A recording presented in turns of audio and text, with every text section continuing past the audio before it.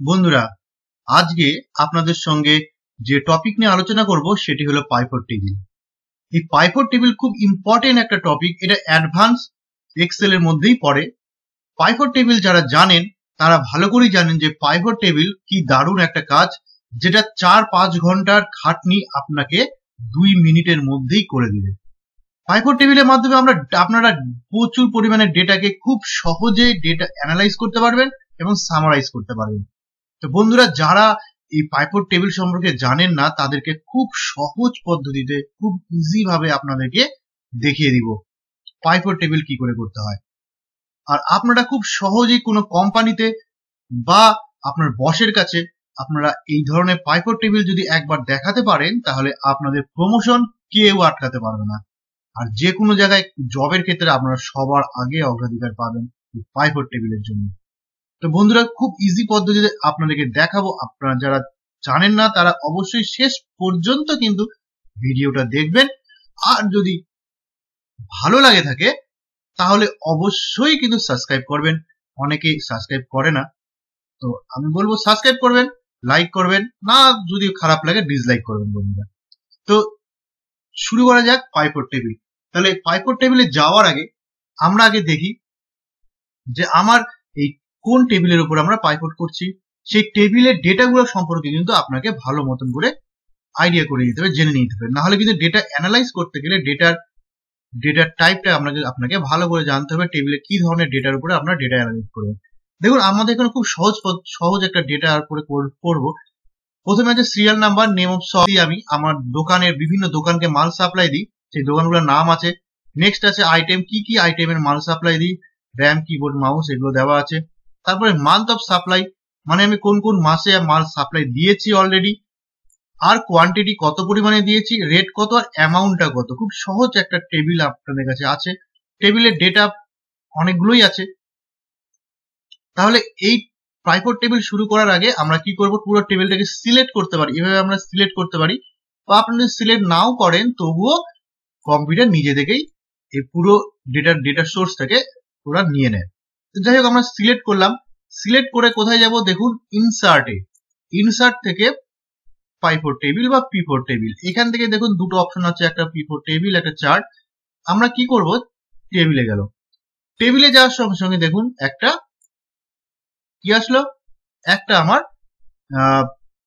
আমার কি dialogue box চলে আসলো। এই ডায়লগ বক্সের মধ্যে দেখুন প্রথম যেটা আছে সিলেক্ট দ্য টেবিল রেঞ্জ। তাহলে টেবিল রেঞ্জটা আমার সিলেক্ট হয়ে আছে অলরেডি, দেখতেই পাচ্ছেন।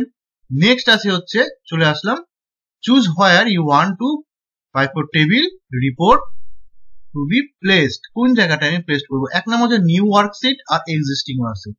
এক্সিস্টিং ওয়ার্কশিট বলতে যেটাতে আমরা কাজ করছি সেইখানে, মানে এই জায়গাটা যদি আপনারা পাইভট টেবিলটাকে সেট করতে চান যেখানে আমার ডেটাগুলো আছে তার পাশে, তাহলে এক্সিস্টিং ওয়ার্কশিট এখানে ক্লিক করার পরে আপনাকে লোকেশনটা দিতে হবে, মানে যে জায়গাটা করবেন সেই জায়গাটা সিলেক্ট করতে হবে।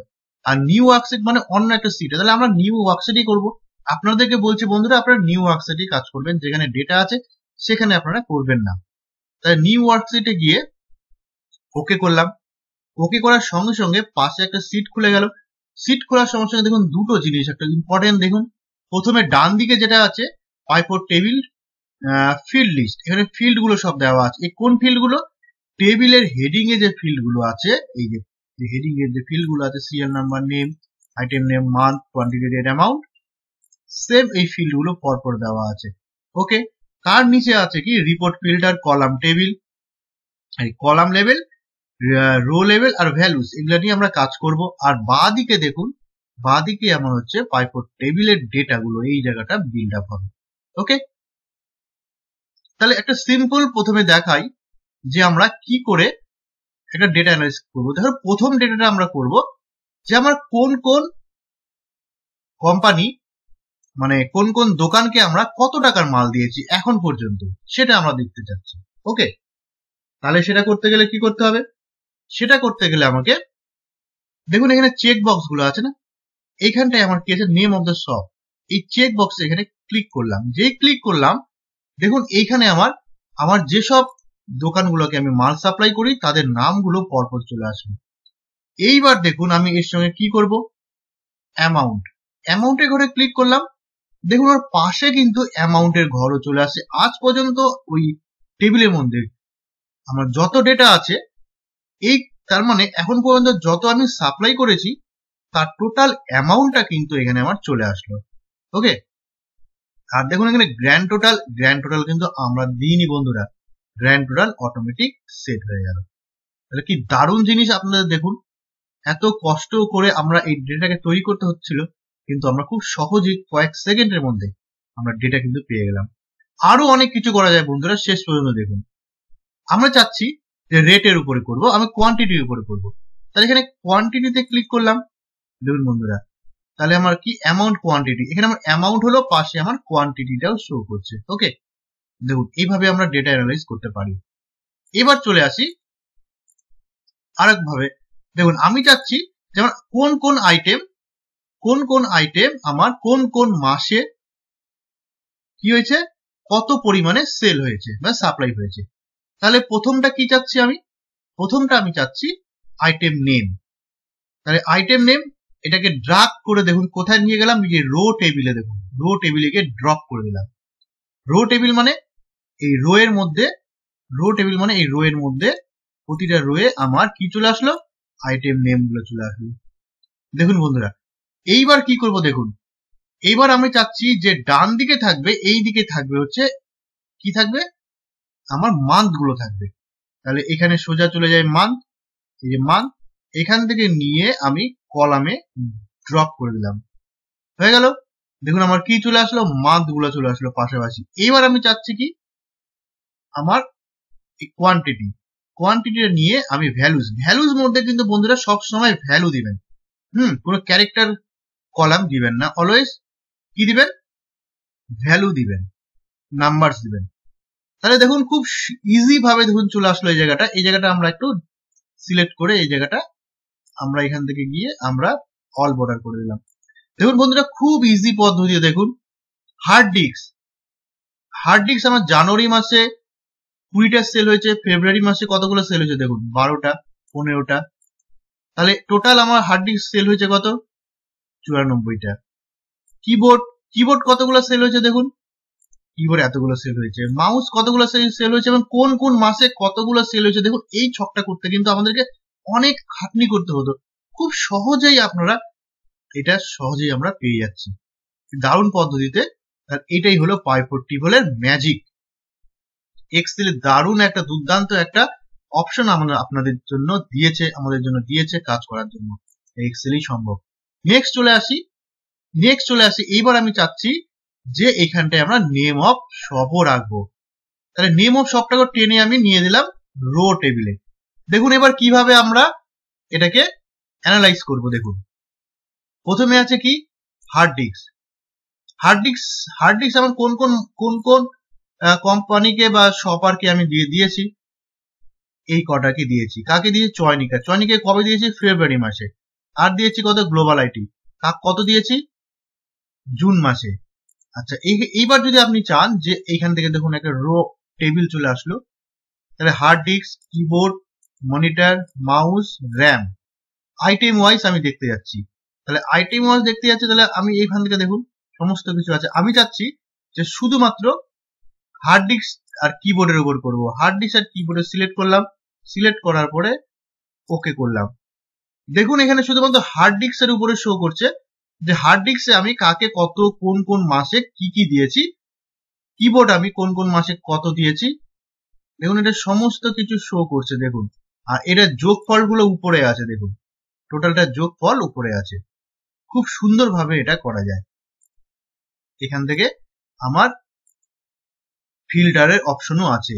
এইবার দেখুন আমি চাচ্ছি যে এখানে যেমন হার্ড ডিস্কের আন্ডারে এখানে যেগুলো আছে, আমি চাচ্ছি উল্টোটা। আমি চাচ্ছি কোন শপারকে কি মাল দিয়েছি। তাহলে এইখানে দেখুন এই জায়গাটাতে আমি প্রথমে আছে আইটেম নেম, নেক্সট আছে নেম অফ দ্য শপ। আমি এই জায়গাটা ড্রাগ করে উপরে তুলে দিলাম, তাহলে উপরে চলে গেল item name of the shop, নিচে আসলো আইটেম নেম। এইবার দেখুন তাহলে চয়নিকা, তারপরে আছে গ্লোবাল ইনফরমেশন, তারপরে আছে আইটি ওয়ার্ল্ড। তাহলে চয়নিকা এই দোকানটাকে আমি কোন মাল কবে দিয়েছি। ওকে, এবার আমি চাচ্ছি যে এবার আপনাকে বস বললো যে আমি কোয়ান্টিটি দেখবো না, আমি অ্যামাউন্টটা দেখবো।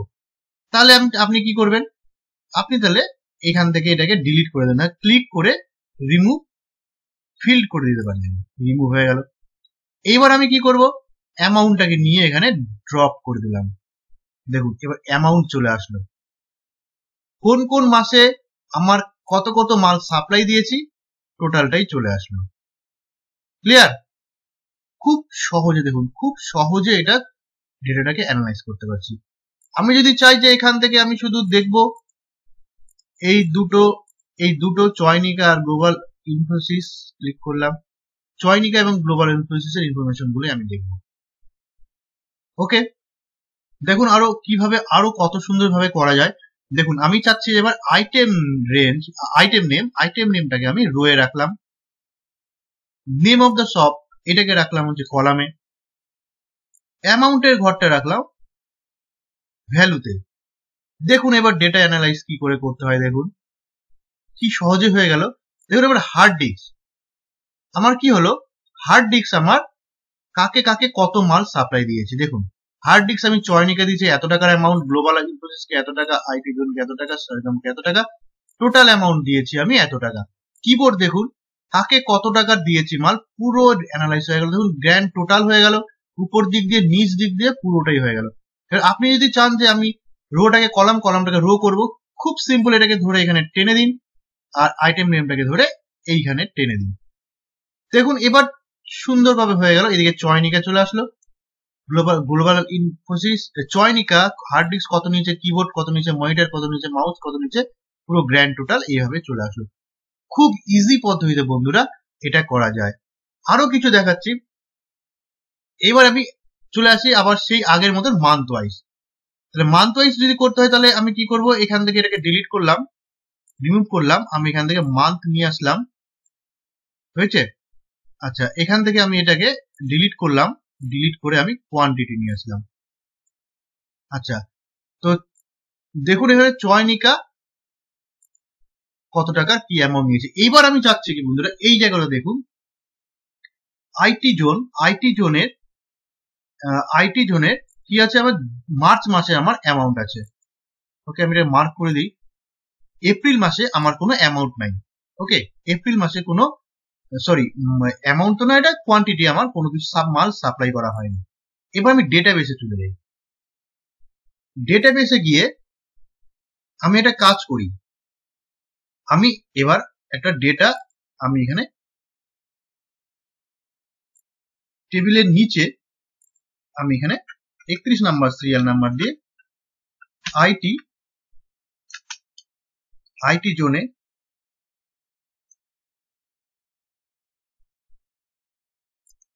জোনে আমি কি করব, এপ্রিল মাসে কোনো অ্যামাউন্ট আমি একটা ট্রানজাকশন করি আইটি জোন, তাই তো? আরেকবার দেখে নিই আইটি জোনে। ধরুন আমি এখানে হার্ড ডিস্ক নিলাম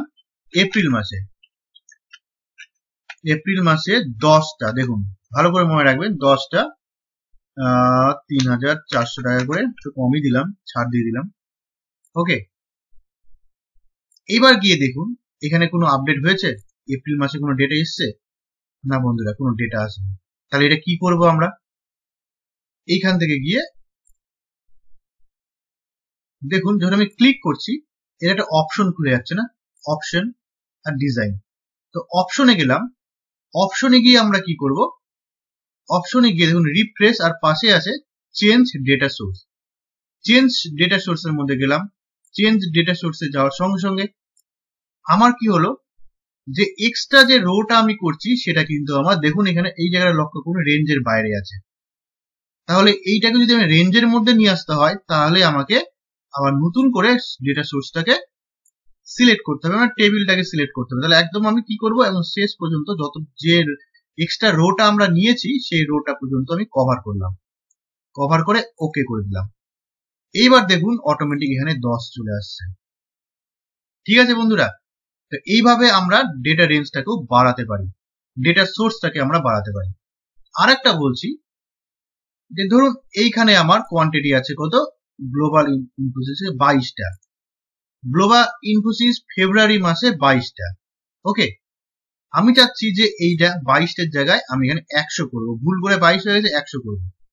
তাহলে আপনি যদি এখানে যাবেন টেবিলের মধ্যে গ্লোবাল ইনফোসিস, সেখান থেকে খুঁজে পাওয়া মুশকিল, আমি একটু ফিল্টার করে নিই, ডেটা থেকে ফিল্টার, গ্লোবাল ইনফোসিস, এই দেখুন গ্লোবাল ইনফোসিস র্যাম কিনেছিল ফেব্রুয়ারি মাসে 22টা, এখানে আমি 100টা করলাম। ওকে, 100 করলাম।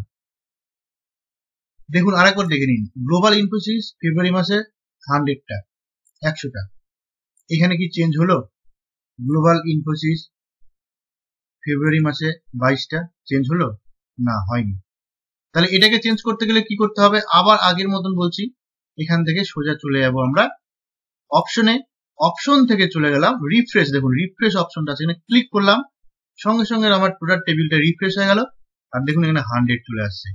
তো বন্ধুরা, এইভাবে আমরা পিভট টেবিলকে ইউজ করতে পারি, বিভিন্ন রকম পদ্ধতিতে বিভিন্ন রকম ভাবে ডেটাকে অ্যানালাইজ করতে পারি, সামারাইজ করতে পারি। আর আপনারা যদি চান যে এই ডেটাগুলোকে বা এই টেবিলটাকে আমরা প্রিন্ট আউট করতে পারবো, খুব সহজে প্রিন্ট আউট করতে পারবো। আমরা যদি এখানে একটা ক্লিক করি, দেখুন এই অপশনগুলো আর থাকছে না, যখনই আমরা টেবিলে ক্লিক করছি তখনই আমার হচ্ছে পিভট টেবিলের ফিল্ড লিস্ট গুলো আমার চলে আসছে। আমি যদি ডাইরেক্ট আউটসাইডে ক্লিক করি আসছে না। তাহলে আমরা খুব সহজে আমরা যেমন ইচ্ছা তেমন করে আমরা ডেটা অ্যানালাইজ করতে পারবো এবং ডেটাগুলোকে প্রিন্ট করতে পারবো, খুব সহজে প্রিন্ট করতে পারবো। তো বন্ধুরা, এই পর্যন্ত থাকলো আজকের ভিডিও। আমাদের ভিডিও আশা করি আপনাদের ভালো লেগেছে। যদি ভালো লেগে থাকে তাহলে অবশ্যই লাইক করবেন আর সাবস্ক্রাইব করবেন আর আমাদের সঙ্গে থাকবেন। এই ধরনের ভিডিও আপনাদের সঙ্গে অনবরত শেয়ার করে যাব। ধন্যবাদ।